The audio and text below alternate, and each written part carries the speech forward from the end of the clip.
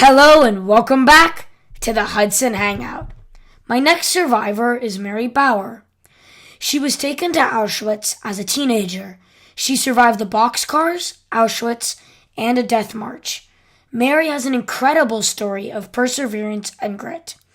Here she is to tell us her story. Although we had some tech difficulties while filming, the Holocaust Museum LA allowed us to fill in the gaps with some footage previously recorded.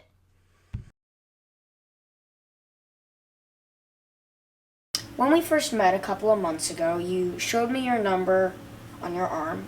Could you please show it to the camera and tell me? Yes, I could.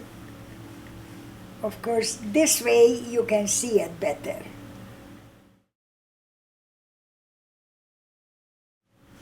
I also have a very interesting news which I learned myself. I have received this number during processing me after arrival. I don't. Do you know what it means when we call that processing us? Not really, no. When we have been arrived to Auschwitz in the boxcars, when they opened up the boxcars and we came out, I give you a long answer on one short question.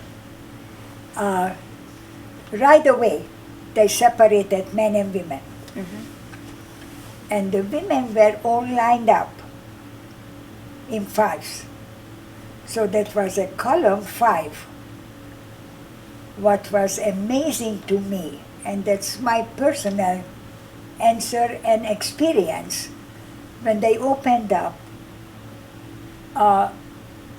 it took from Budapest until Auschwitz approximately like 2.5, 3 days traveling. That's a whole different experience and a different story to tell you about what took place I'll in get the to that boxcar. later. Yes. Yeah. But when they open up, we felt, oh, how wonderful, we can breathe some air. And we saw a bunch of people with striped uniforms. We had no clue whatsoever who they were. Today we know who they were. They were us. The previous arrivals, most likely the Polish group, who have been already assigned to work, with the arrivals and guide them, or people who had several languages to guide each trainload of people wherever they came from. So the processing was, we had to line up in 5, and we arrived to Ho. There is this very good-looking, handsome German man in a uniform, shiny boots, tall. Next to him a couple other Germans in lesser uniform. It was obvious he was somebody in high, how you call it? Right. Yeah, thank you. We didn't know who he was. Today we know. He was Dr. Mengele, whom we call the angel of death. And he was in charge of deciding, literally, life or death. When from the arrivals he was doing left or right, left or right. So,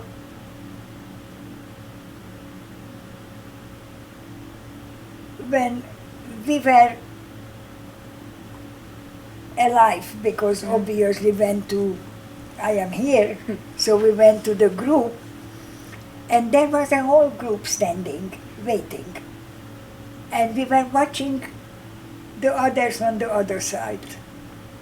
And it was extremely obvious that that group has been the elderly, the infirm, the sick, and the children, and the pregnant women. And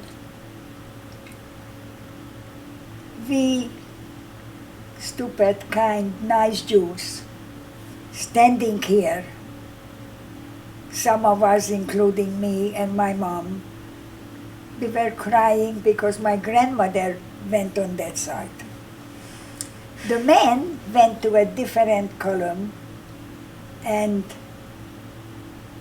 I did not see closely anybody from the men anymore. But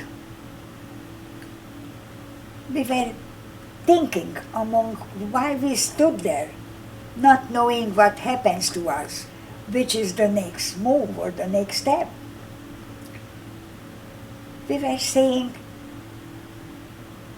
we didn't say how nice it is of them, but at least they separated them, because we most likely were selected for work, and they will be nicer to them. They will have better accommodations. Oh. We had no clue what happened to them. Fast forwards with my processing, I don't know how much you know about that, but we went into a huge room, and in that room, we had to take off your clothes, we had to stay naked, we were shaved completely, and this is the next step, answering your question with a lot of pre-talk. They tattooed us. Mm-hmm. The tattoo was the last taking away our humanity. At this point, we stood there naked and bald, tattooed with a number, which meant we no longer had a name or a personal identity. Our ID was this number. Many years later, I learned, and I didn't know, because my number, as you see, is with A and then the numbers. All my life, in my adult life since I survived, I live with my number. All along I always thought A means Auschwitz. No. So when you see again or you hear this, it's not true.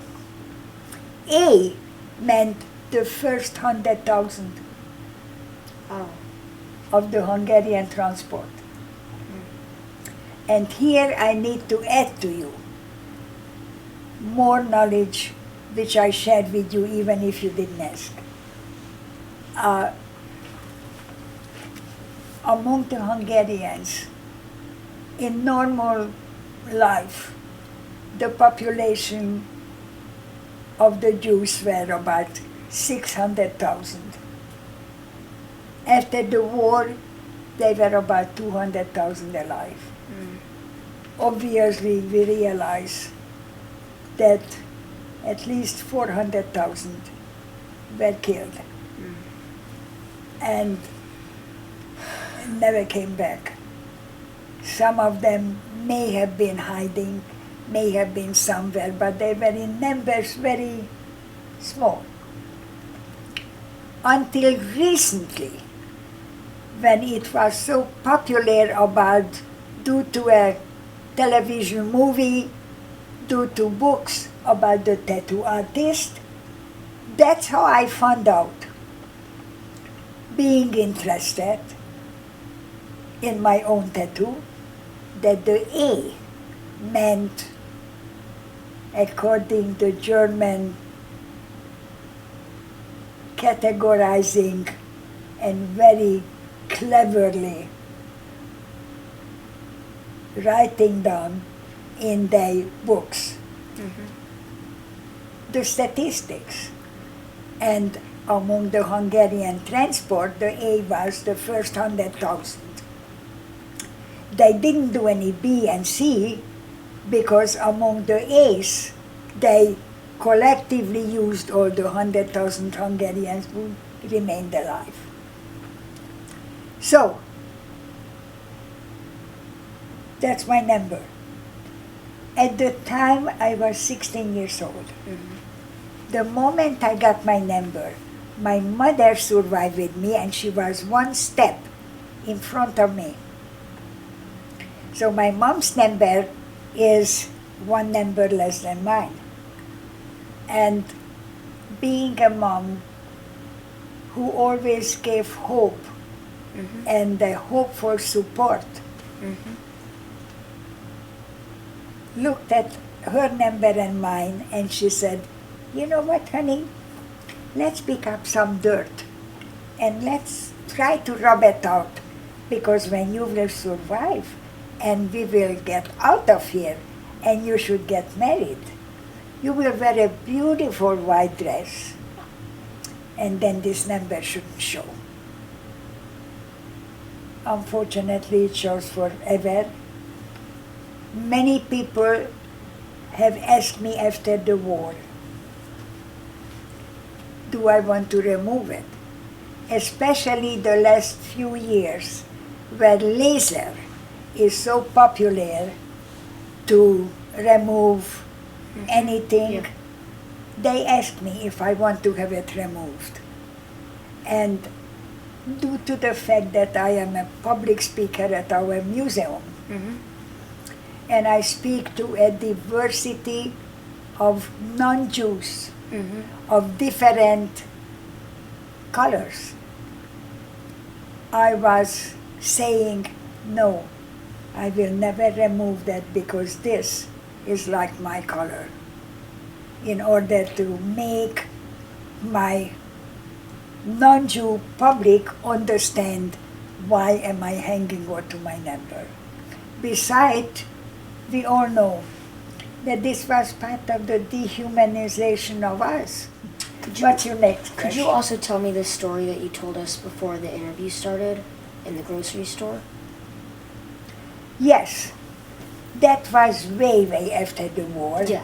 As a matter of fact, that was during this last few months. Since, unfortunately, we are, sadly enough, are aware of it and realize that in America, where I have chosen to live after the war, to be safe is not to safe for Jews. We have had incidents which is kind of frightening for me, for the sake of people like you and my own family and grandchildren. But this incident was in a way really shocking to me. I am standing in the supermarket in line, and it was a nice warm day. It was during this last summertime. And the lady behind me looks at me. Obviously, I look like an elderly woman. So she says, "Oh, how clever of you. You are an old lady, and maybe your memory is not so good, and you are so smart that you had tattooed your phone number in your arm." And I was really shocked. My phone number tattooed in my arm? What's wrong with this lady?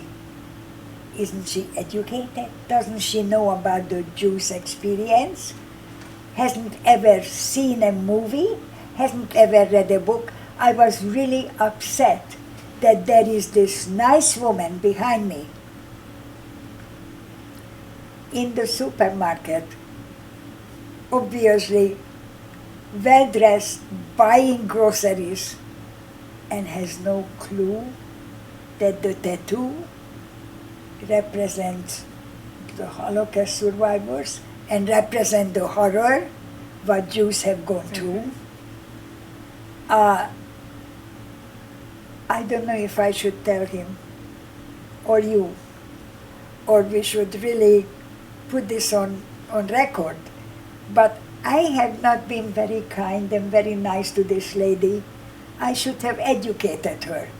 But I was so insulted at her Ignorance.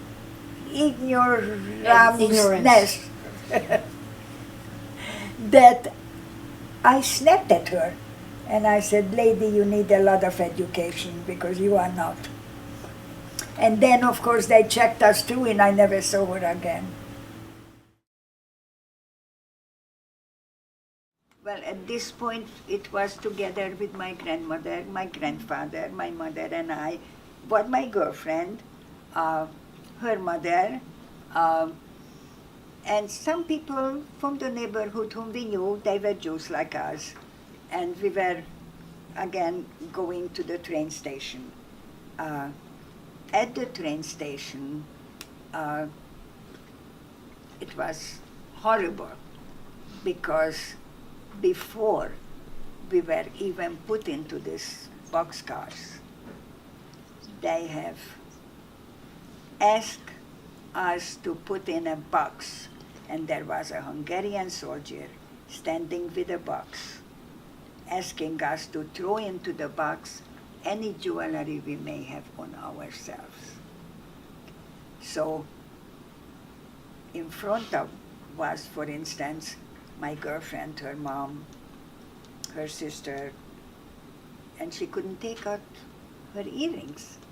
And this Hungarian soldier reached over and yanked out her earrings from her earlobe, which started to drip blood. And I stood behind her, and that was the first brutality and the first blood I witnessed and seen. Of course, very quickly I tried to take out my earrings, and when we came in line, we took out our necklaces and our rings and just dropped it in that box, which I believe it was not even a legal law, because they could do anything against Jews. There was no law to protect us or to punish them for abusing us. So I am sure that this Hungarian soldier may have been charged just to put us into this train, but he figured, let's take from the Jews what we still can. And that was the jewelry on us. So my grandmother, for instance, was trying to take off her wedding ring, and at that point she may have been married to my grandfather, who knows, maybe 40, 50 years. And of course she never took off her wedding ring, and she couldn't. And that very same soldier who yanked the earring out of my girlfriend's ear broke my grandmother's finger in order to take off her ring. So these were the beginning of entering the boxcars, which actually took us to Auschwitz. This boxcar, as you know from history, were destined for transporting freight or horses, like 6 horses. They shoved in like 70, 75 people, and we were like sardines piled in. Then they said, there is a corner with a bucket, and once you need to relieve yourself, use it as your bathroom. And we were in this boxcar. Now, try to imagine that these were people from all walks of life, from an area, from a neighborhood. They were young people, old people, children, pregnant women, babies in mother's arms, and we all had our little suitcases. And we are all shoved in. When they closed the door, all the children, their little faces were in the crotch of the people. So naturally, some of the parents tried to lift them up, hold them, or put them on the suitcases, which obviously crushed if we stood on it. A day later, nobody obviously intended to go to that bucket and relieve themselves, let alone that there was no way that from that corner they could walk through all these people to that corner. But I would like to use your imagination, which I lived through, of the stench, of the horrible feeling, at this point people crying, children crying, elderly moaning, the stench where people defecated themselves, peed in their pants. Next day, my girlfriend, and remember when I told you, we were not as sophisticated at that time, at your ages, at our age. She got her period, and she didn't know what it was. And the blood is going down her leg, and she screams. And her mother tells her at that point in that boxcar what that is. An old person gets a heart attack. A pregnant woman may get in labor. A person dies. By the time we arrived, and we did not know where we are arriving, we had no clue of our itinerary. Where are we going? At this point, the train stops. I really don't know exactly how long it took, but I think it took 2.5 days from Budapest to get to Poland, where Auschwitz was. And at this point, the train stops, the doors open up, and we look out, and I'm clutching to my grandfather. And do you remember when I said that my grandfather was, in the First World War, a Hungarian soldier, and he got medals? And he says, "Sweetheart, don't worry, don't cry. Look what I brought along." And he opens up his palm, and his medals are in his hand. He says, "You know what? When we go out of here, I show it to them." And so proudly he says, "I tell them, I was a Hungarian soldier. They are going to send us home." And at this point, the doors are open. We saw all those people running around with the striped uniforms. We had no clue who they are. No idea where we are. We saw some Germans holding on the leash shepherd dogs, noise, screaming, and raus, raus, which means in German, out, out. And anybody who was capable, we had to get out of this boxcar. We were separated by Mengele. Mm-hmm. We were two different groups. Mm-hmm. Until we were taken into a big room, mm-hmm, where we were standing under a shower, where they told us, "You take a shower," and that's when they shaved us and processed us. So at that time, we had enough time while we waited until they took us in here to see and mingle with the people with the striped uniforms. And that time we realized that they are ex-inmates like us. They are just like us. That's how we found out what happened. They said that they were guests. They used just guests.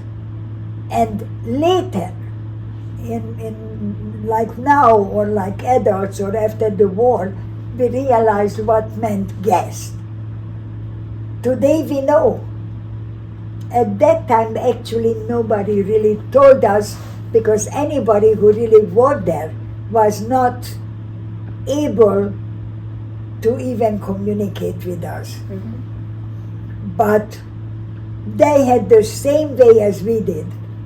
They came under a shower. They had to get naked because they needed the clothes to send to Germany.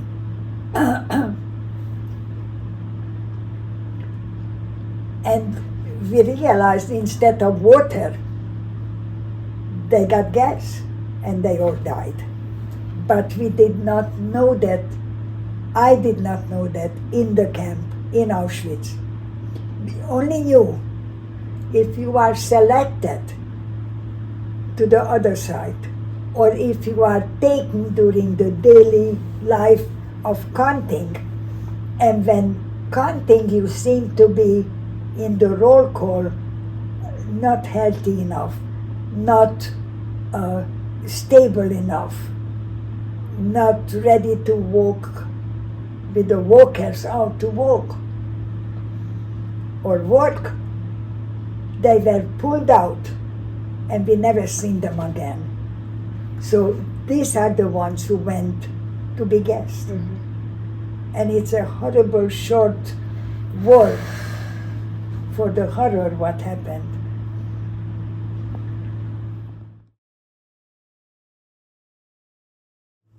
Okay. All right. So my job was all the hair what was shaved came in barrels, Mm-hmm. and we had to use the hair in two ways.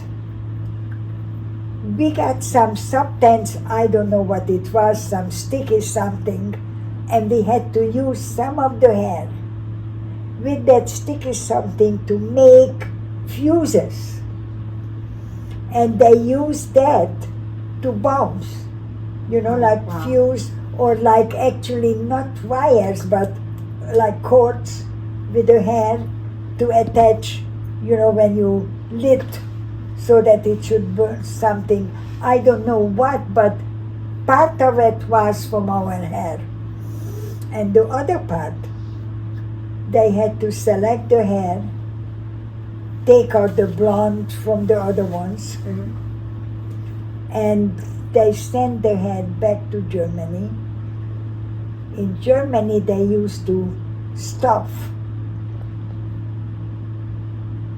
chairs and pillows and mattresses with the Jewish women hair.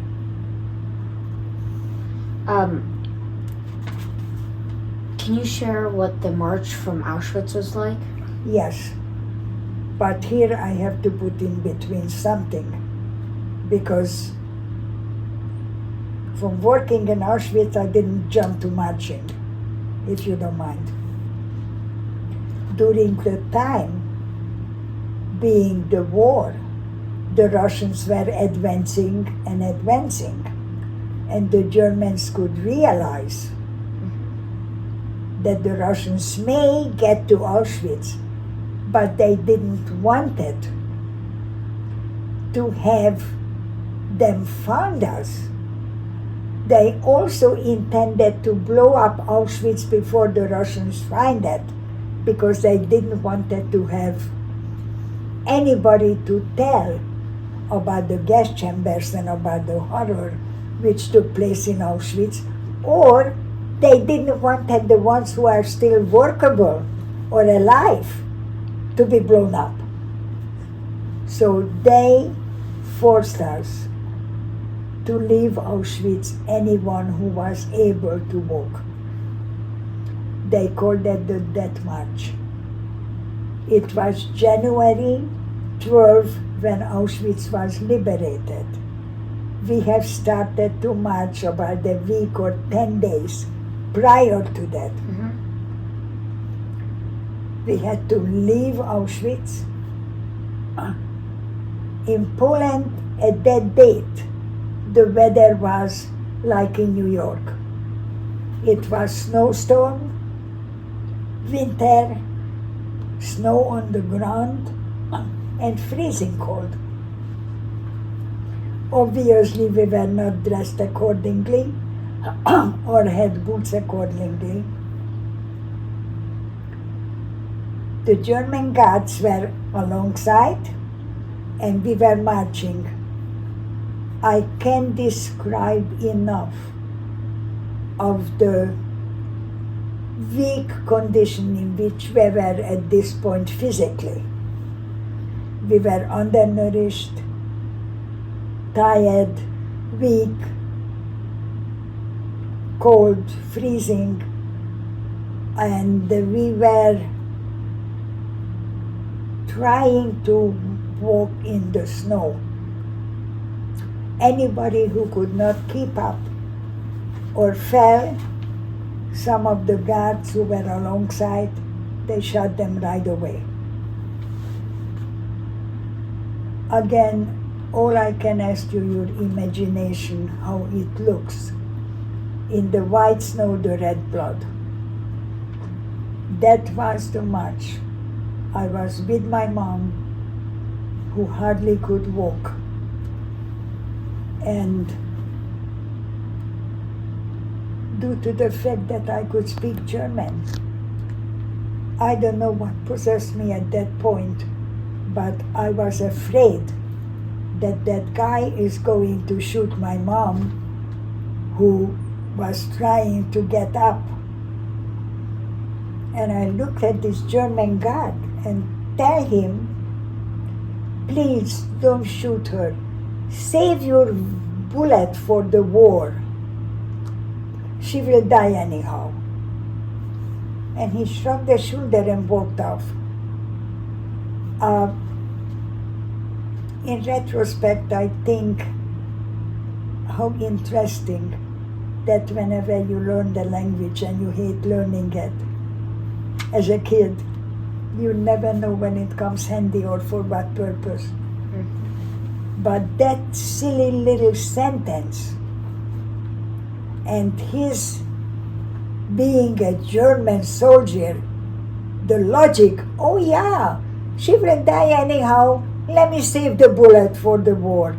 Isn't that amazing?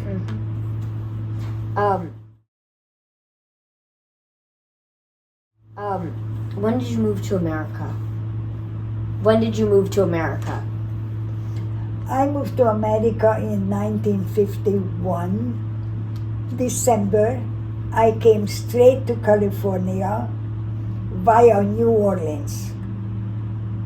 After the war, I lived 5 years in Berlin. And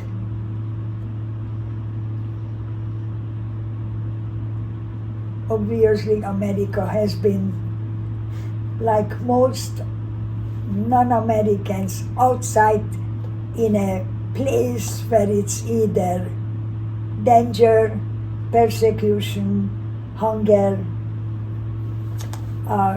Everybody wanted to go to America.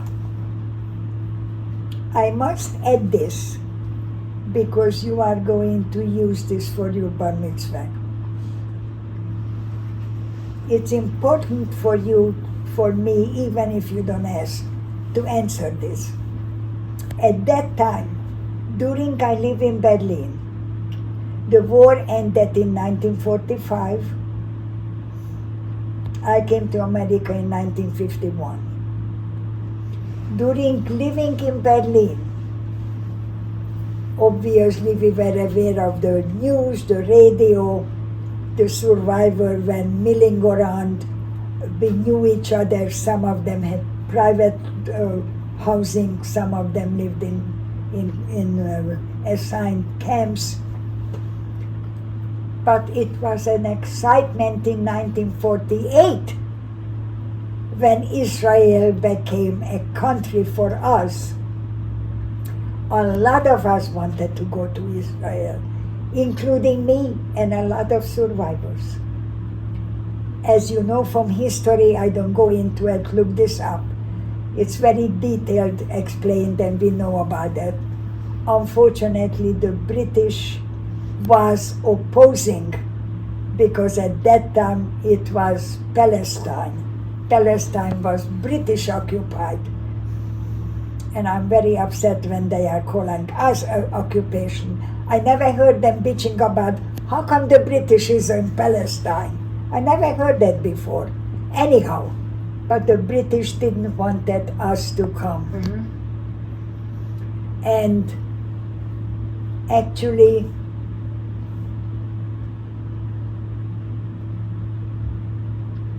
the British caught some of the survivor Jews who were managing to try to get to Israel or to Palestine at that time. They captured them in Cyprus, which is an island, and they didn't hurt them, but they detained them in a camp. And if you have a chance, rent or get or stream the movie Exodus, which will explain to you the whole story in details. It's an important movie to see and to understand.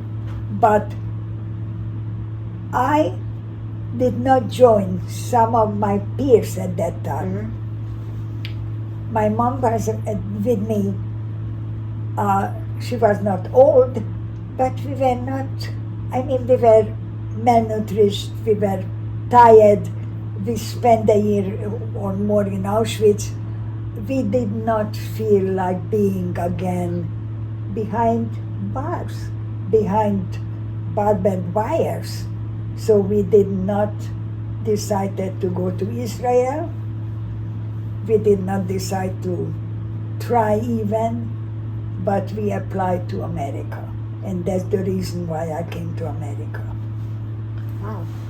Thank you so much for allowing us to meet with you and talk to you. Your story was very impactful, and I'm really happy that we got to meet with you. I give you one more first impression. My entry to America was New Orleans. I came by boat, I didn't fly. All the poor refugees were decided to go by ex-troop ships. The ships which were taking the American soldiers to England to fight the war and to help. Because from England they could get into Europe, into Germany and Belgium and France and fight the Germans. They divided the refugees who wanted to come to America, East Coast and West Coast, due to the fact that I wanted to come to the West Coast, because I wanted warm and sunshine, and my destination was California. My transport arrived to New Orleans. I need to tell you because that is important for my story. New Orleans at the time when I arrived has been segregated. My first sight of America, which I chose for being liberty, freedom for all, totally shocked me as a survivor, as a behind me all the prejudice and the horror of arriving to America with big expectations of total equality, and I have seen what I've seen in New Orleans. I was very upset and I expressed my feelings. And the leader who was in charge of us said, "Shut your mouth, because if you continue to talk like that, they deport you as a communist." How many members of your family survived besides you? My mom, and to my knowledge, nobody.